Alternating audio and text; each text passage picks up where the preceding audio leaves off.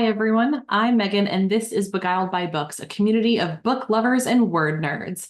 Today I'm going to be sharing a little bit about the new change in publishing where book blurbs are no longer required. Let's get started. Quickly, before we get started, don't forget to use the pinned comment below or the link in the description to sign up for the Growth Library, a book-based blueprint to wisdom and well-being, which is a course that I am releasing later this year.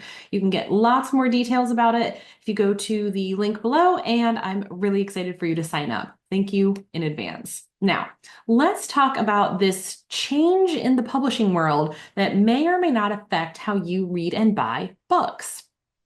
Not sure if y'all have heard, but there is a new thing that has been circulating where publishers are no longer going to require authors to solicit blurbs about the book from other authors. Now, this started like any networking thing. Hey, if you recommend this book, that might help me. And in turn, in the future, I can blurb your book, which will help potentially your sales.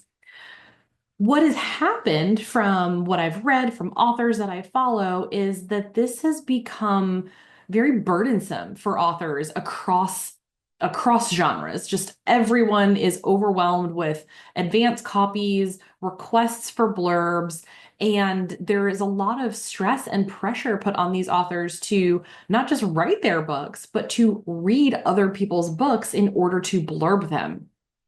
Again, it kind of is like this, it's not what you know, it's who you know. It's a networking thing. But the thing that I really took away from all of this is it's not a measurable metric.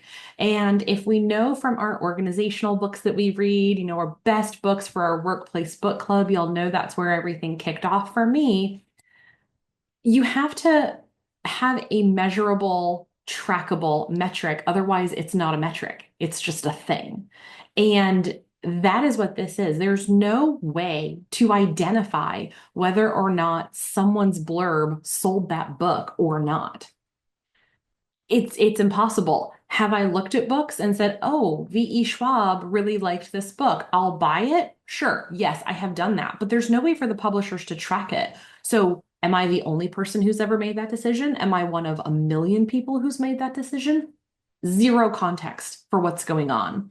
So I really love this change that publishers aren't going to require this of their authors. And I think that will help a lot of authors get out there for the first time because it can be an uphill battle to solicit requests like this from established authors to lend credibility to your new work. And it's a really tough game that everyone's having to play. I'm hoping this opens up the door for, like I said, fresh new authors to get out there, for works to speak for themselves. I often wonder how many times things are blurbed. And of course, no one wants to give a negative blurb, a negative review of something. There are a lot of books that have gotten popular that aren't good. Are blurbs because of that? We don't know. They're not trackable. This is a good thing for the publishing industry. I think this is great for authors, especially self-published authors who aren't following the traditional publishing industry. So I'd love to know what you think. Do you buy books based on the blurbs? Do you have any level of influence in the publishing community where you've been asked for blurbs? What are your thoughts? Please drop a comment below and let me know. I'd love to start a discussion on this. It's a fascinating topic as the industry changes and we get more data and understand what data is relevant.